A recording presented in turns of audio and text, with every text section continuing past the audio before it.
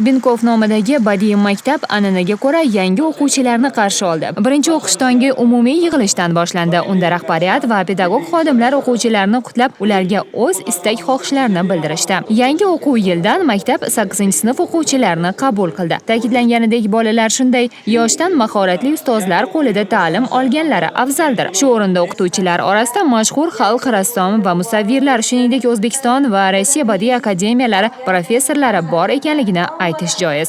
Bolalar bu yerda qiziqarli va har tomonlama ta'lim oladi. Chunki umumta'lim fanlar bilan birgalikda ular san'at tarixi, teatr, libos rivojlanishi, rassomchilik va rasm asoslari kabi fanlardan tahsil oladi. Keyin asta-sekin yangi kasbiy ko'nikmalarni egallashga kirishadi. O'ylaymanki, bu yangi o'quv yili bizga ijodiy muloqot hamda yosh musavvirlarimiz bilan muloqotdan quvonch olib keladi. Yana shuni qo'shimcha qilish kerakki, shu yildan boshlab bino ichida murabbiy ishlarining ekspozitsiyasi namoyish etiladi. O'quvchilar ustozlarning mahoratidan bahramand bo'lishlari ham mumkin bo'ladi.